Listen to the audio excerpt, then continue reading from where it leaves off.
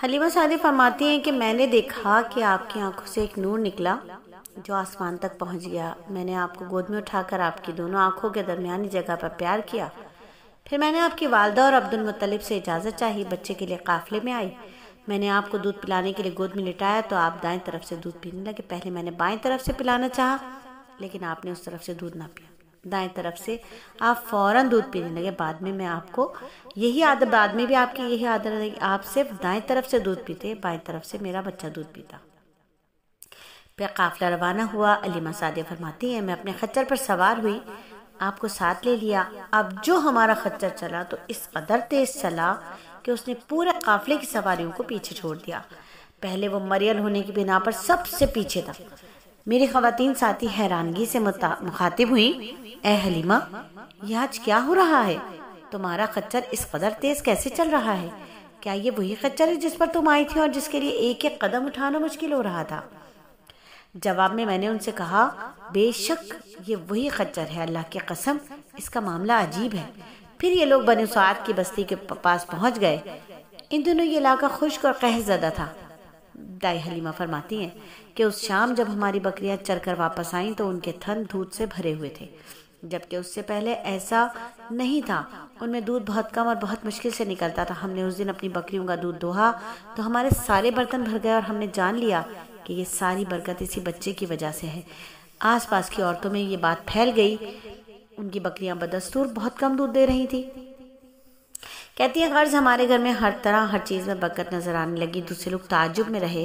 اس طرح 2 ماہ گزر گئے۔ 2 ماہ میں ہی آپ چلنے پھرنے لگے۔ آپ 8 ماہ کے ہوئے تو باتیں کرنے لگے، آپ کی باتیں سمجھ میں آتی تھی۔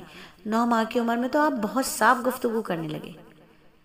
کہتی ہیں کہ اس دوران آپ کی بہت سی برکات دیکھنے میں آئی۔ حلیمہ سعدیہ فرماتی ہیں جب میں آپ کو اپنے گھر لے آئی تو بنو سعد کا کوئی گھرانہ ایسا نہ تھا جس سے مشک کی خوشبو نہ آتی ہو۔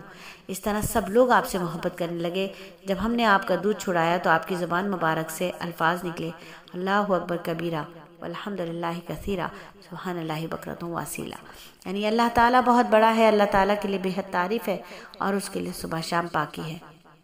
پھر جب آپ 2 سال کے ہو گئے تو ہم آپ کو لے کر آپ کی والدہ کے پاس آئے۔ اس عمر کو پہنچنے کے بعد بچوں کو ماں باپ کے حوالے کر دیا جاتا تھا۔ ادھر ہم آپ کی برکات دیکھ چکے تھے اور ہماری آرزو تھی کہ ابھی کچھ دن اور آپ ہمارے ساتھ رہیں۔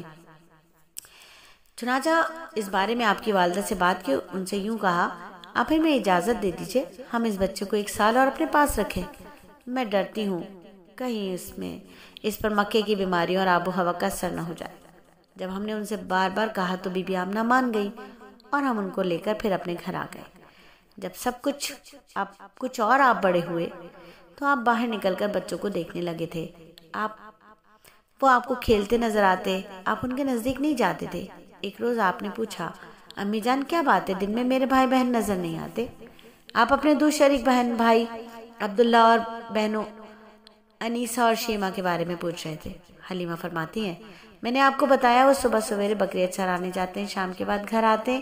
یہ جان کر آپ نے فرمایا تب مجھے بھی ان کے ساتھ بھیج دیا کرے، اور اس کے بعد آپ اپنے بہن بھائیوں کے ساتھ جانے لگے۔